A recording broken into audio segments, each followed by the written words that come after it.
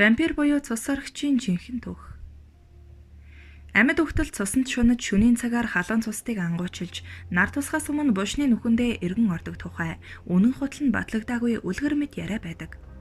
Домогт өгүүлснээр тэд наранд гарвал арьсан түлэгдэж үхэх бөгөөд тойл усанд дүрсэн тусдаггүй. Хүний цус уусаар ер бусын хүчрхэг болсон ил хүн араатан нь сармис, давс, загалмай нарны гэрлээс айдаг сул талтай гэлцдэг. Америкчуудын үлгэр домогт шулмын тухай илүү туссан байдаг бол Европчууд цус сорогчоос имээдэг. Ихэнх хүн цус сорогчин зохиомл гэдэг бол зарим эрдэмтэд тийм зүйл байдгийг батлахаар өдгөөч оролдож байна. Сербийн тариачин Филигович 1725 онд нас орсон бөгөөд түүнийг төрлөх тусган Кизиловт нь оршуулжээ. 2 сар өнгөрсний дараа өөр 9 тариачин залуу хөгшин бүгд 1-7 хоногийн дотор нас орсон байна. Тэд бүгд өгөхдөө унтаж байхад Филигович ирэн дээрээс хэвтэж цусыг маань сорсон гэж хэлжээ.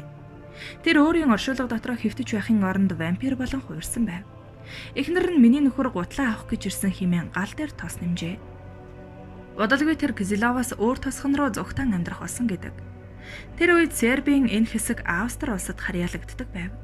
Хүн сурталт түшмэд Сербийн газар нутгийг эзэлж байлаа. Тэдний нэг нь Кизиловт очиж Филиговичийн бушийг онгойлгож, нууцлаг хувиргалтыг үнэн эсхийг нь шалгахаар очжээ. Градишийн районы улсын байцаагч шинжилгээ хийх дургүй байсан бөгөөд харин оршин суугчид шаардж байв.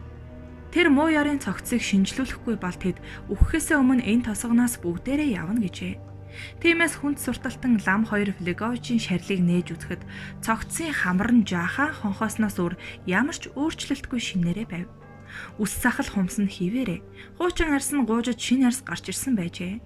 Түүний аманд нь цус байхыг тэд хараад гайхсангүй. Учир нь тэр хүмүүсийн цусыг сордог байсан. Цогцос огт өмхрөх болон хуучраагүй байгаа нь вампир болсны нотлохоо гэж үзсэн байна. Аимшиг тавьдсан тариачид агшин зурт модон гадаас Филиговичийн зүрх рүү хатгаж оруулахад түүнээс цоо шинхэн цус гоожиж байв. Цогцсыг шатааж харин үнсийг нь салхинд хийсгэжээ. Филиговичууд зүүн Европт хаасаагүй вампирийн тухай хууч домог хэрэн тэнэж байх үед амьдарч байв. 17-оос 18 дугаар зуунд өгсөн хүмүүс үхэшгүй мөнхийн хутаг олдог бөгөөд амьд хүмүүс рүү дайран давталж тодорхой нэгэн аргаараа амийг нь авдаг гэдэгт бүх нийтээрээ итгэдэг байжээ. Гэхдээ эдгээр жигтэй амьтны тухай төсөөлөл тэдний цус идэх гэсэн аимшигтай шунал нь Европын өнцөг болон бүрт өөр байдаг байв. 1912 онд Унгарын нэгэн тариачин дээр түүний нас орсон 14 настай хүү шүн дөлөөр ирдэг хэмээн байнга ярьдаг байжээ. Айсан тариачид болон найзууд нь золгүй хүүгийн цогцсыг ухан гаргаж ирээд түүний аманд нь 3 хумс сармис 3 чулуу хийгээд дараа нь гадсаар зүрхийг нь нэвт хатхан газарт зоожээ. Ингээд цагдаа нарт шүн эрхийг нь болиулахын тулд үүнийг хийсэн гэдгээ хэлж. Эдгээр айц нь өнөөдөр ч гэсэн бидний далд ухамсарт оршсоор байдаг. Тиймээс л вампир ном болон зохиолт гарсаар л байгаа билээ. Тэд шүн болохоор ирж айдас давтсан залуусынхаа хүзүүг нь хазан цусыг нь сардаг. Бүх вампирууд шарлаасаа гарan нэг газараас нөгөөд очихын тулд сарсан багийнхаа болон хувирдаггүй. Ардын аман зохиол вампирууд сарсан багийнхаанаас өөр амтан болон хувирдаг байжээ. Өөрийгөө вампир гэж үздэг амьд хүмүүс ч бий. Тэд цуст яргалал хийн гэмгүй хүмүүсийг тарчлан зовоодог. Вампиризм хэдэн зуун жилийн туршид хүмүүсийн ухаан санааг эзэмдэж байсан юм. Христийн шашин Европт тархахын хэрээр вампирийн тухай өгүүлэлгүүд нэмэгдсээр байв. Шулмын алх химэх ном анх удаа 1481 онд хэвлэгдэн гарсан бөгөөд вампир болон бусад муу ёрын амьтныг шийтгэх болон илрүүлэх аргыг тайлбарлан бичсэн байдаг. Вампируудыг шарлаас нь гарган хайр наргүй толгойг нь тасдаж байлаа. Ийм түүх бүх дэлхийн ард түмнүүдийн аман зохиолыг хэдэн зууны туршид баяжуулсаар иржээ. Харин бидний вампир гэж төсөөлдөг тэр дүр нь 16 дугаар зуунд зүүн Европт одоогийн Унгар болон Румын байгаа газар анх удаа гарчээ. 1536 онд Туркийн султан Сулайман Унгарын хаантай дайтан ялалт байгуулав. Унгрыг 3 хуваа нэгийг нь туркууд өөрсдөө хаанчилж, 2 дахьыг нь Габсбургууд авч 3 дахьыг нь тусгаар тогтносон Трансильваныг жижигхэн ноёдоор удирдуулдаг болжээ. Чухам эдгээр айслагдмал мужуудад л вампиртай холбоотой с ิจ таамаг жинхэнэ цэцэглэж байлаа. Трансильван бол цус асгаруулсан тулаан байлдаан болдог байсан. Карпатын хормойд бүүдгэр бараан цайцтай нууцлагдмал бөглөө газарт тооцогддог байсан.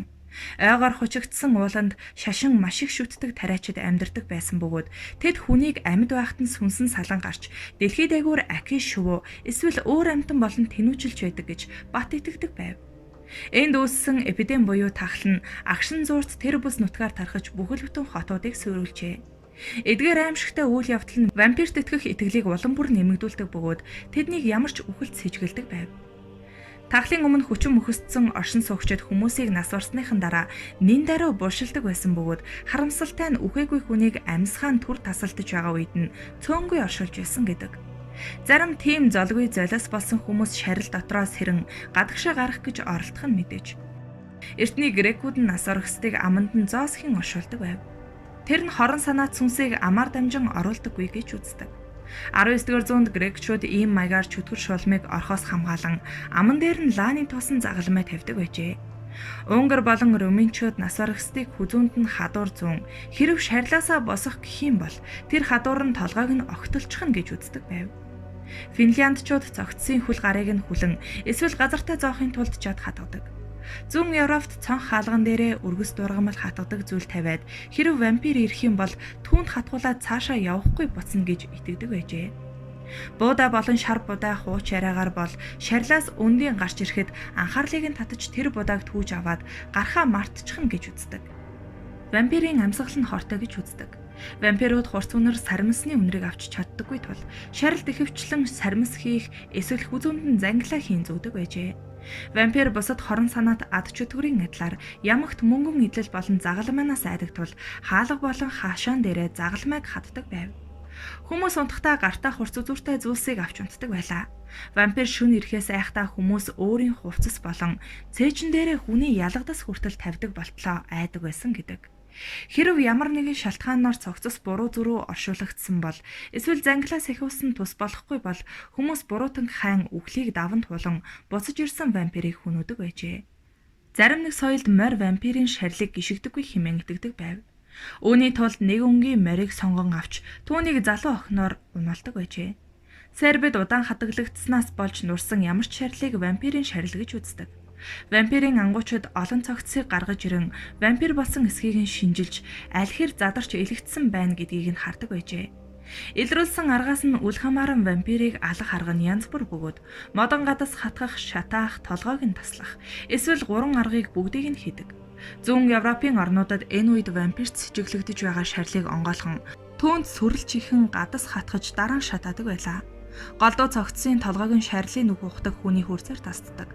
Дараа нь толгойг нь хүлтэн тавиад найдвартай болгохын тулд шороогоор дагдаг байж.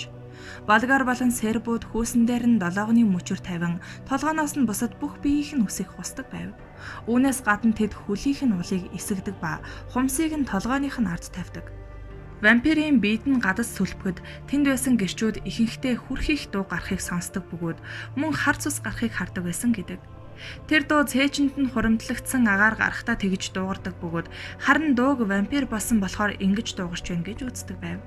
Шарил дотор байгаа хөөсөн цогцос мөн ам болон хамартанд байгаа цусны мөрөн өнөөдөр үгснээ дараах ойролцоогоор 1 сар орчим хугацааны дараа задрал язралын хэвийн шинж тэмдэг болно. Чухам энэ үед нь л ихэнх цогцсыг ухаж гаргаж вампир болсон эсхийг нь шалгадаг байжээ. Хүүр амилдаг тухай шүтлэг хүмүүсийн ой ухаанд маш гүн гүнзгий нэвт шингэж тэр үеийн боловсралтай хүмүүс хүртэл өгүүлэлэг бичдэг байсан. The Shadow Posthume-ийн Эд шид гэдэг номыг бичиж тэр нь 1706 онд Чехэд хэвлэгдэн гарчээ. The Shadow вампиризмын асуудлыг хуульчийн байр сууриас авч үздэг байсан ба учир битүүлэг амьтадтай хуулийн дагуу тэмцэхийг санал болгожээ. Тэр хүүрийг шатаах боломжийг хууль олгож байна гэсэн дүгнэлт хийв. Вампирийн тухай олон тоо баримтыг тэр үед Францын лам Библи судлаач Калме 1746 онд Унгар Богеми Моравид илрэн гарсан вампирийн тухай болон сахиусан тэнгэр ад чөтгөр болон хий үзэгдэл гарч ирэх тухай диссертац гэдэг нэртэй номыг хэвлүүлэн гаргав. 13 жилийн дараа Английн ном гарсан бөгөөд эхнэр хүндийг олсон. Учир нь Христийн сүсэг бишрэл нэвт шингэсэн байлаа. Вампиризмын тухай асуудлыг шийдвэрлэх гэж зүтгэдэг Калме энэ үзэгдлийг бодиттой эсгээд бүрэн хариуцлагатайгаар хандаж байв. Калме вампиризмын хамгийн их үл мэдэгдэх талуудыг нь тайлбарлахыг хичээж байжээ. 1.5-аас 2 метрийн зузаан шороогоор дарсан шарилаас цогцос яаж гарч ирж чаддаг тухай. Эсвэл цогцосоос гарч явдаг сүнс байдаг. Энэ нь цогцост тийм чөтгөрийн их хүчийг өгдөг. Калме Унгарын хил дээр нэгэн тариачны аж ахуйд нутгийн ардуудтай хамт сууж хоололдог байсан цэргийн тухай түүхийг ярьжээ. Нэгэн удаа түүнтэй хамт нэг эрэгтэй хүн сууж байв. Тэр хүнийг урд нь хинч харж байгаагүй бөгөөд бүх хүмүүсийг айлгасан бөгөөд эзнийг нь бүр чихээр айлгажээ. Тэр цэрэг юу хийхээ мэдэхгүй байв. Маргааш өдөр нь тэр эзэн нь нас оржээ. Тэгээд тэр цэрэг хэн байсан тухай асуухад тэр сонин хүн эзний аав нь 10-аад жилийн өмнө нас орсон ба энэ удаад харин түүний үхлийг оройтсныг хэлэхээр иржээ гэж хариулсан байна. Мэдээж хэрэг тэр вампир байжээ. Тэр цэргийг энэ тухай цэргийн даргадаа хэлэхэд энэ тохиолдлыг мөрдөн шалгахыг тушаажээ. Тэр мэс засалч Нотратчин хідэн офицерийн хамт энэ байшинд очин нөгөө түүхийг дахин сонсжээ. Тосгоных нь түүний цогцыг ухан гаргаж үзэхэд тэр дөнгөж саяхан уншилсан юм шиг шинээрээ байсан ба цус нь яг л амьд хүнийг шиг байжээ. Гүнтэн түүний толгойг нь тастаж цогцыг нь шатаахыг тушаав. Тэр Камс 30 гаруй жилийн өмнө оршуулсан хүний шарлын үлдэгдлийг мөн шинжилсэн байна. Тэр 3 цогцсоо яг түрүүнийг шигээ оршуулгын ёслол хийжээ. Кабрерскийн нотлохоо болон бусад олсон бүх мэдээллээ цуглуулan Калмын дараах дүгнэлтийг хийжээ. Тайланд дурдсан нөхцөл байдал нь маш ховор нандин зүйл бөгөөд мөн тэрчлэн нилээд жинтэй шаггүй баримтжуулсан тул энэ бүхэнд итгэхгүй байхын аргагүй гэсэн байна. Гэхдээ тэр хэрв арай өвхөөгүй байгаа ухаан алдсан сааталд орсон ком болсон хүнийг яаран оршуулах нь бас ийм гайхалтай үр дагавар дагуулж болохыг өгүүлсэн байдаг.